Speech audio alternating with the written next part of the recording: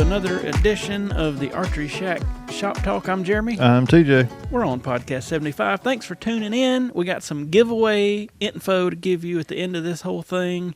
It's going to be pretty cool this month. Also, if you need any custom bowstrings, check out archeryshackstrings.com. What's our code? Podcast 15. Podcast 15, yeah. Get you 15% off any set. So we appreciate y'all, and thank you for ordering your bowstrings from us. We got a lot of orders since we started this podcast, so thank you. I got a list of questions that we'll go over in a minute. How y'all doing? Thanks for tuning in. I think it's we're getting, I don't know if would you call this the middle of winter? I don't know. It's been cold here. It's been cold. Lately, we had a couple low to mid 20 nights here lately. That's a little too cold for my liking here in South Carolina. I don't know. I'm not living up north. I like it. I don't mind cold, but it's getting a little too cold. We're going to have it. We need a good snow one time, and then we'll be good to go. We'll be ready for spring. It's one of them, the weather's always up and down, up and down. Normally, like, we'll always have a false spring right around. Move your phone. Ain't that weird? Yeah. It's RF interference. Yeah. I don't know if y'all can hear it, but it was like, holy crap. But we always have like a false spring. I wonder if Biden's listening to us. We'll have a couple weeks of like warm weather, and then all of a sudden, it's just enough to get stuff to start blooming out, and then all of a sudden you hit another cold front and have some frost, get down into some low temps again, and it's always fun. I know mine's all jacked up for some reason over here. Joanna, I had her in here the other day, and she was over there with your headphones on singing into it, so there's no telling what she did to it. Gotcha. I'm going to go to our first question. Doug asks, what is my Dloop life expectancy? I've had bows that I've left them on for 5+ years. And we see some bows come in mainly because of the release that get eat up in a month. So, in theory, you shouldn't have to change it unless you got a burr on your release. Yeah. Or something crazy is going on. And then the best way to do that is to get like a Q-tip and just rub it around in the jaw, and you'll be able to feel if there's like a tiny burr, and it should pull a little bit of cotton up off the Q-tip. Yeah. And you just take a real small file and just, don't go to town on it. Just, lightly file it down. And that or like some super duper duper fine sandpaper or something like that. But yeah, it shouldn't really have to be replacing D-loops. Jerry asks, I'm buying a Recurve. What poundage would you guys recommend? But that's all he said. 35 to 45 is where I would go. Yeah. If you're a adult. Like we just actually, if you're local, I know a lot of people have asked us because we hadn't had a Recurve in a while. We just got a Sage in, it's 40-pounder. I felt like that was a good medium. And wouldn't you also maybe want to think, like, because most of them, their weight is measured off at 28 inches of draw? True. So if you're like me, have a 31-inch draw, you may want to bump down to like a 35-pounder if you're wanting a 40. Yep. Because you're going to be, by the time you get all the way back, you're going to be it's going to stack, and you're going to be around that 42-ish, probably a little bit more than that. Yeah. So, but yeah, I'd say 35 to 45 without knowing any more information. Yep. You don't want to overdo it. No. Let's see here. I live in a small apartment. Any suggestions on how I can practice inside? Let me think. I'll tell you what I would do. 30-06, it's a company, makes a miniature 3 and 5 dot target, and maybe more than that. I hadn't even looked lately to what all they make. But it's made to where you can shoot at like, half the distance or something. Yeah. Get some of those, and they make it just on a tear-off pad. If you can shoot it 5 or 10 yards in the apartment, get you some of those, get you a little target, and practice that way. Because the other option would be to get a, what's that bow called with the rubber band? Oh, the AccuBow. Get an AccuBow, and it would keep your muscles up or whatever you want to call it, but it's not your bow, you know what I mean? So like, I'd prefer you just, if it was me, I'd want to shoot my setup, so I'd just get some of those miniature targets, and it would be like you were shooting at 20 yards because they're shrunk down, but you could shoot them at, say, 10 yards or whatever you got. So, and then AccuBow also has it where you can put your phone on there and download an app or hook it up to the TV. So yeah, that's some wild. I mean, that's a nice setup, the AccuBow. Yeah, it is. But like I said, I would want to have the feel for my bow if I could. Yeah. So that's what I'd do. And you know, other than that, just even if you can only shoot at 5 or 10 yards, just do it, even at a regular old bag target or something. Yeah. Just make sure you know where you're hitting at that close. Yeah, don't kill a neighbor. Yeah. Mark wants to know, what can I put on my QAD rest to quiet it down when drawing my bow?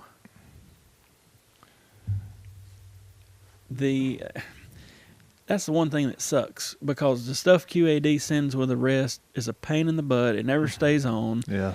And we use the technique of putting it on there and then taking a fine serving thread and then like wrapping it around it, and that works okay. But about the only thing you can do is get some kind of felt. You can get it like Hobby Lobby for almost nothing, but it won't stick either. It won't stay forever. So I'd recommend, you can probably find a picture on Archery Talk or on YouTube or whatever. Maybe we should make one, but you know, cut it out, get it on the launcher, but then ultimately we take serving and we'll wrap around it, put a knot, wrap around it, put a knot, and it'll hold it on there static. And the second good thing about doing that is it kind of sucks it down to the plastic launcher, and it's not like, you know, it gets caught on something and it's sticking up and makes you shoot weird. But, you know, old school wouldn't really work. And used to on TM Hunter style rest, you know, you'd put shrink tubing, or some people would paint fingernail polish on there, but the fingernail polish wears out pretty quick. And, you know, you can cram shrink tubing on a QAD, but it don't quite get to that bottom of that U, so it's kind of... I did that. I can't remember how in the world I done it now, but I'm not going to tear it back apart. But I ended up getting some, I think it was a little bit bigger than it, and I just cut it and slid it down and cut me a piece and put over the U part, or the base of the rest, and stuck it in between them, and then heat shrunk it where it would hold it tight. And it kind of formed, but I want somebody, and I've said this before on here, like a sleeve. Yeah, either felt or like a neoprene material. Make an exact sleeve like a glove that would fit over that launcher, and then underneath have the tiniest little piece that wraps up under that launcher and velcros back to the other side, so it would keep it pulled snug. Somebody could probably, I mean, if I shot a QAD, I would pay $20 for that, you know what I mean? Yeah. But you could sell it for $10, $12 all day long. That's my idea. Somebody needs to do it. Y'all have been asking. Jackie, that helps us, had the COVID. Right before we started filming this, he came by. He's not out of the wood. I mean, he's out of the COVID woods, but he's not health-wise like back to work yet here. But he's feeling better. I told him y'all been asking about him, so he's grinning about that. But hopefully a few more weeks and he'll be back to semi-normal Jackie. But anyway, just to update on him. Yeah. Let's see here.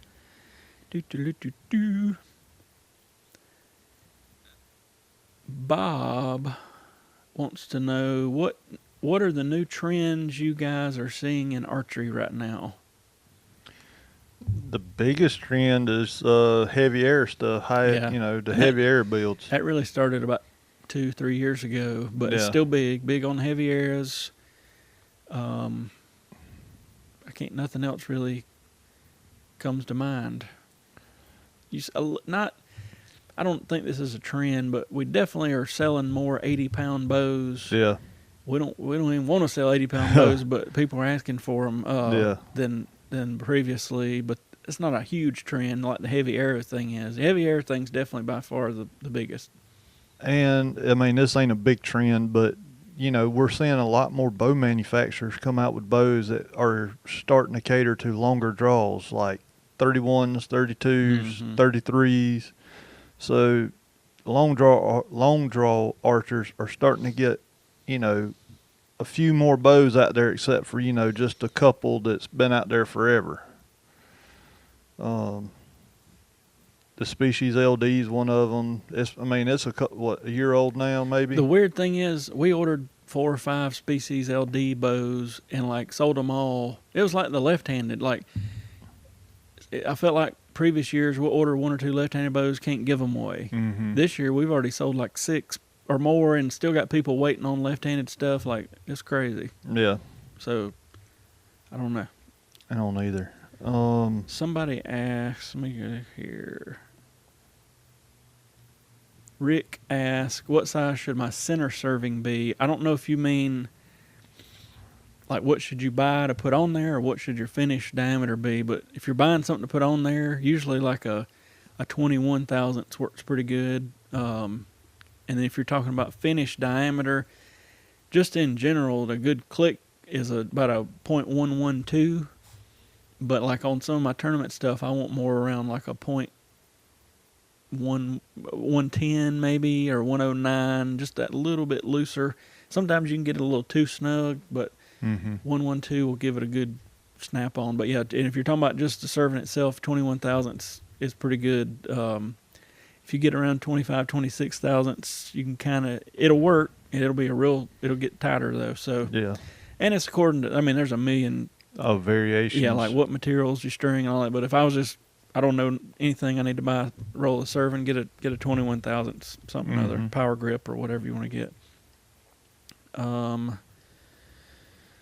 How can, bring some back funny memories. How can I remove a stuck rest bolt? I bought a used bow and it has a rest on it. I can't get it off.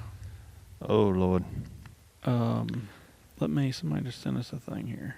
Okay. First thing is just lay the bow on the side and get you a drop, or put a drop or two of penetrating oil. Yeah. In the burger hole, if you can, and just let it kind of sit. Yeah, leave it overnight. Yeah, leave it overnight, and then try that. Worst case scenario, try to get you some channel locks or vice grips on the head of the bolt. Mm-hmm. And then absolute worst case scenario, tap the rest itself the way it would loosen, so up.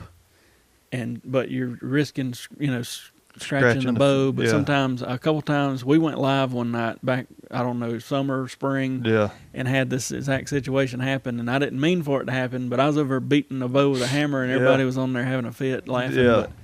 But sometimes it happens. It does. And it's not a fun situation to be in either, because you don't want to snap that bolt head off either. And then absolute last case scenario is to drill the head off the bolt, but that's a big old head. Yeah. So it'd be a mess. Yeah. Like he said, put you some penetrating oil and then let it sit overnight, and then just try to grab the head of the bolt with some pliers be my first thing to say. Yeah. Let's see here. Kyle asks, I'm thinking about going to my local R100 shoot this year.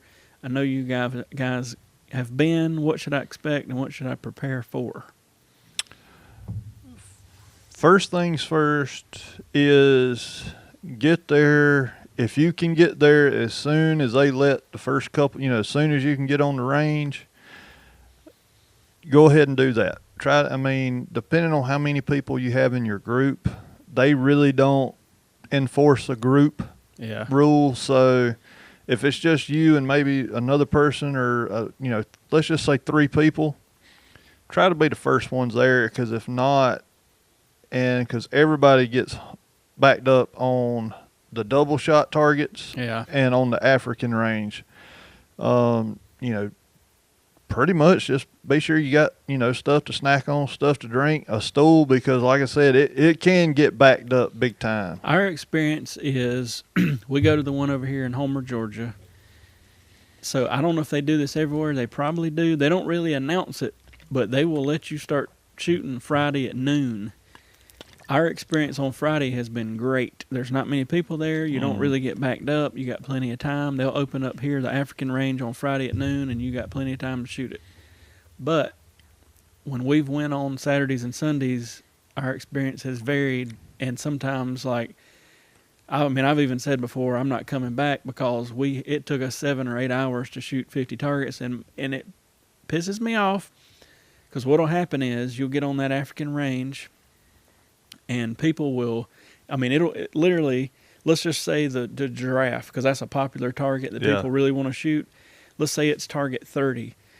You know, you'll have people on targets 1 through 30 and then 31 through 50, all like they're supposed to be, but people will cut through the trail and think they can just jump in front of people and shoot that giraffe, and then that just backs up stuff forever.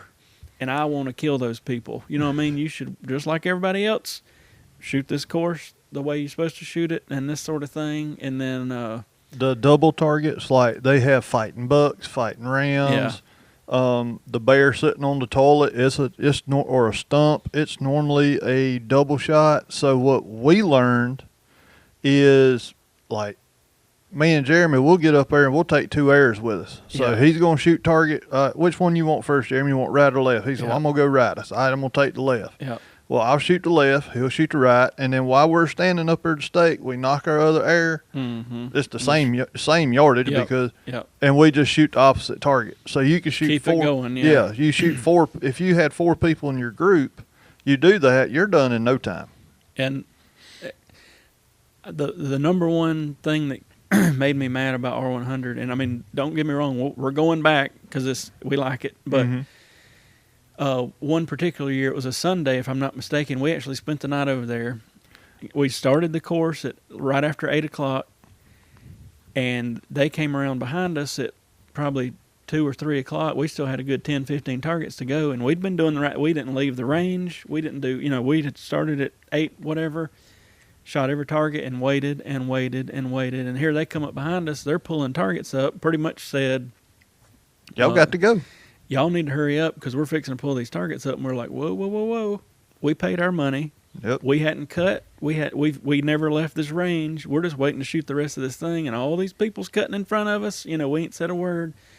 And that year was the year I was like, screw this, I'm not coming back. And I was pissed. And actually, it wasn't just us. I remember groups in front of us and behind us. I mean, we were like, they were fighting mad. Oh, yeah. Because that's BS. So we've been going on Fridays to avoid that. But they need to. I know manpower is limited, but they need to do something. The number one problem is those people wanting to walk up there and shoot the big. There's 4 or 5 big, like there's a rhino, there's a giraffe, the big weird targets that you never get to see. Do not let people come bouncing through the woods and just randomly shoot it. They need to be in the line or in the the following the regular path of people, because that one year, I'm not kidding, I'm a pretty patient person, but I about lost my mind on them people, because, I mean, here we are waiting and waiting and waiting, and here they come trotting up through there. But anyway, I didn't really mean to get off on all that. I'd say start early. Yeah. If you can shoot Friday, at least one of the courses, preferably the African one, because it's the most popular. I think we have shots out to, about 50 yards? Yeah, there's nothing too crazy. There might be maybe a 60-yard shot, and it's one of those, too, that you don't have to shoot. They've got stakes, but if I remember right, I don't think you have to shoot at the stake. You can. Yeah, they say if you're not comfortable, just walk up. Yeah. You take you some snacks. We've seen people take wagons and 3D chairs and all this stuff, because most likely you are going to wait at some point. Yeah. And if you're going Saturday, Sunday, definitely be prepared. Yeah. Unless you want to sit on the ground, take you something to sit on. So yeah. That's about it. It's a good time. It's really fun. I'll go to the next one. I really didn't mean to rant on that, but it just kind of pissed me off when I thought about it. Have you guys ever used the Bow Shop Bible app? I have not. Me neither. I know Jackie a month or two ago mentioned it. I don't know that he had bought it, but I remember he was talking about it. I think what it just has a lot of information in it, like specs for bows and what to do paper tuning and this, that, and the other. It sounds great, but I think it's about $30. And I'm all about, like, I don't want to be one of those guys that's like, oh, we already know that, blah, blah, blah, blah, blah. I mean, there's always more stuff to learn, or maybe it's needed, whatever. But I don't know, $30 is a little steep. If it was about half of that, I'd probably jump on it. But if anybody's got it, let us know in the comments. I mean, if it's worth the 30, I'll buy it. You know, especially for bow specs and stuff. But well, I know we had, I can't remember who it was, don't know the name, but he had called the shop. He had put his order in, and he was wanting to make sure he put, make sure we got the right string spec and everything, because he said, I got the Bow Shop Bible, and here's what it says. I was like, well, hang on a minute. I'm actually in the middle of writing them down, and the app was wrong. The app was wrong. Because it was a PSC bow. Yeah. We got the factory spec sheet here, and he was saying, oh, the string's supposed to be this, and we were like, no. This year and everything, this is from the PSC factory. So I don't know. That makes me wonder, like, is it legit? I don't know. Let us know if you got it. Let us know, if you think it's worth it or whatever. I don't want to use a clarifier. What lens power can I shoot without using the clarifier? Ugh. That's it. Like, you're gonna have to go low. I mean, probably. I've shot a 4-power without a clarifier, and it's a little blurry, but I could deal with it. I don't know that for me. I don't think a 6 would work. A 2 would work.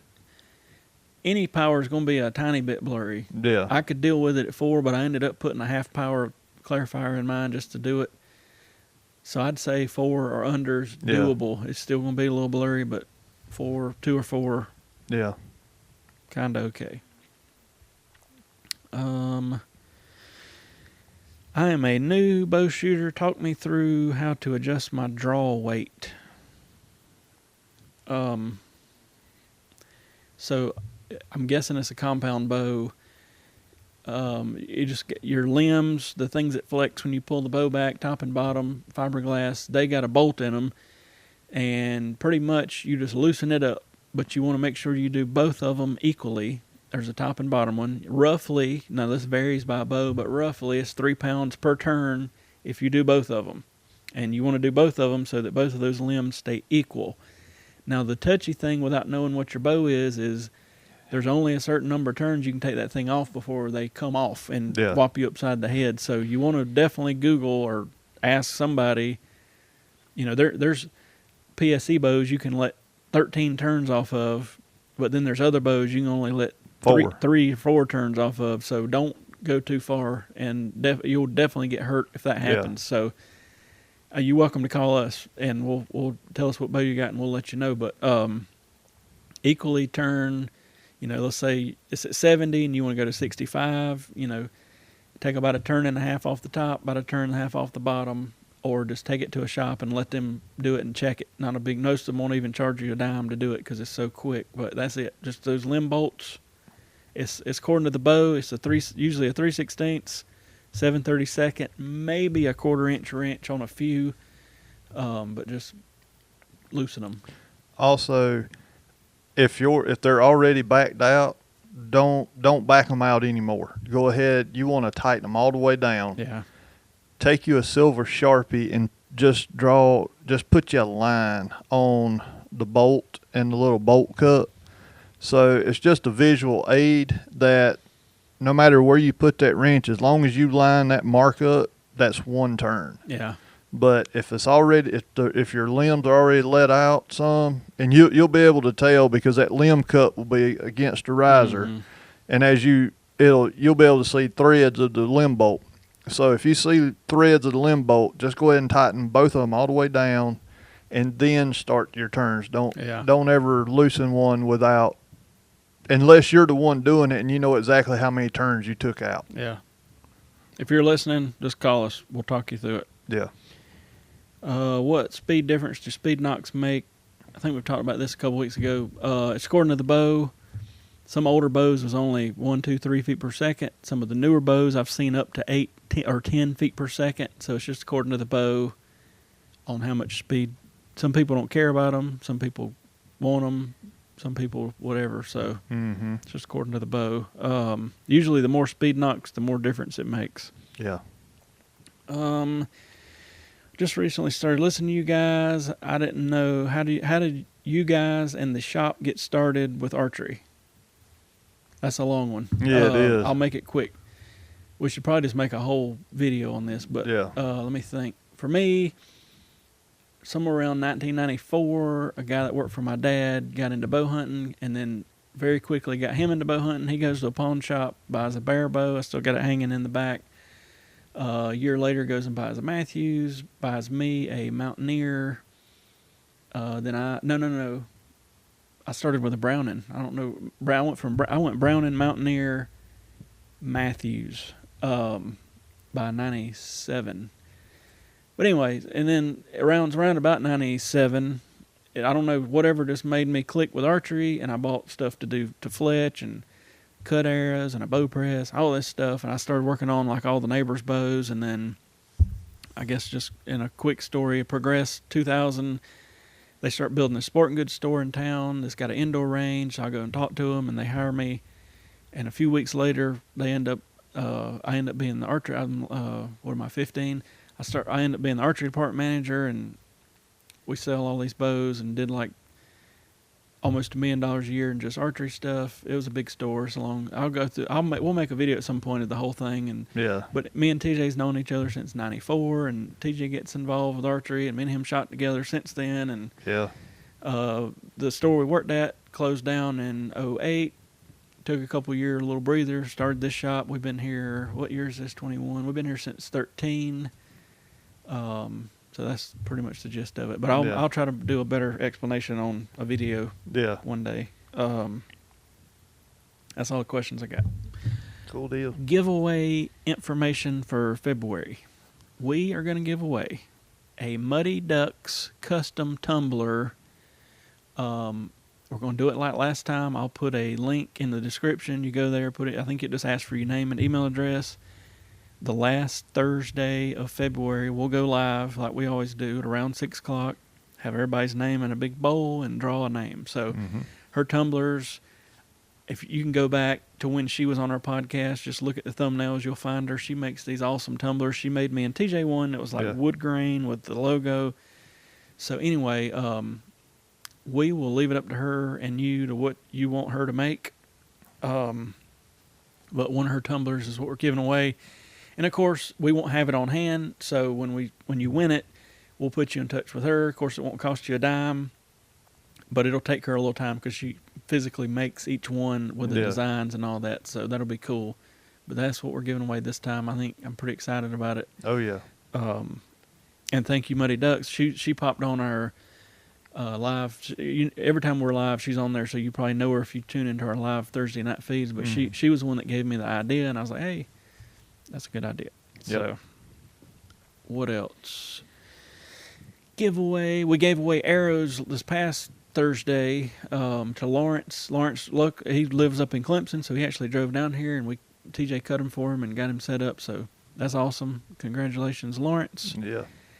What am I missing? I think we got a minute of record time left before our camera shuts off. Uh-oh. I don't know. Nothing too crazy going on. If you're new, hit the subscribe button. It helps our channel grow so we can get some more viewers. And we really appreciate y'all watching and listening or whatever you're doing. And just let us know if there's anything we can do for you. All our contact stuff will be in the description. And other than that, hope y'all are having a good week. We'll see you soon. See y'all.